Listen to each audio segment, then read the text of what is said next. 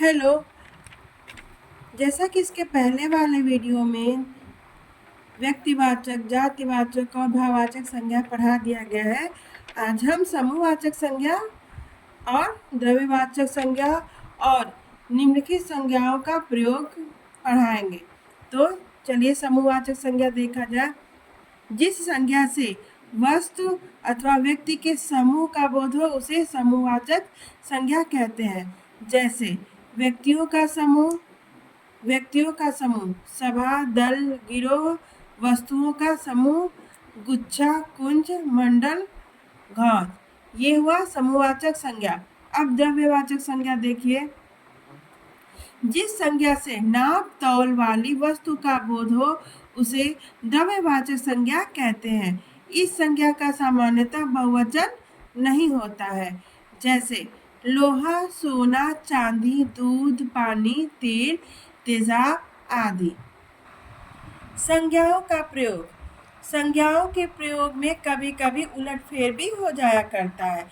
कुछ उदाहरण यहाँ दिया जा रहा है। जैसे कभी कभी जातिवाचक संज्ञाओं का प्रयोग व्यक्तिवाचक संज्ञा के रूप में होता है। तो यहाँ देखिए लिखा गया है, कभी कभी जातिवाचक संज्ञाओं का प्रयोग व्यक्तिवाचक संज्ञाओं में होता है। जैसे पुरी से क्या हो गया, जगन्नाथपुरी।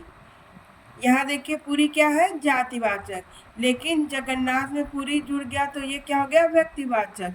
देवी जातिवाचक शब्द संज्ञा है, लेकिन देवी को लोग व्यक्तिवाचक के रूप में यहाँ लिखा। देवी से दुर्गा का, और दाऊ से कृष्ण के भाई बलदेव का, और संवत से विक्रम संवत का, भारतेंदु से बाबू हरिश्चंद्र का, और गोस्वामी से तुलसीदास का बोध होता है।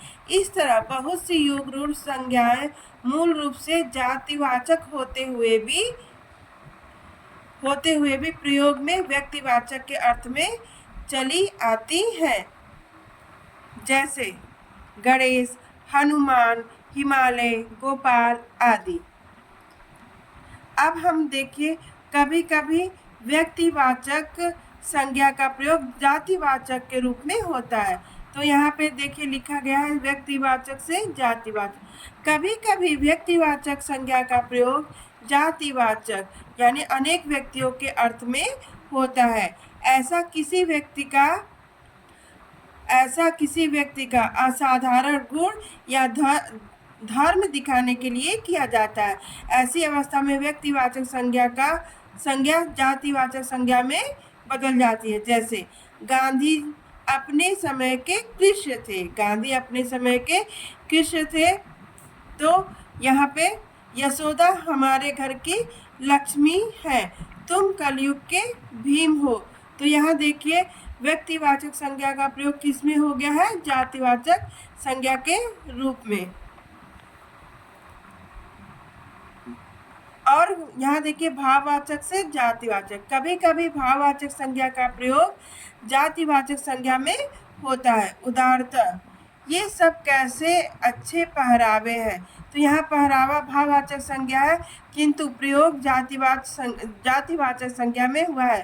पहरावे से पहनने के वस्त्र का बोध होता है। धन्यवाद।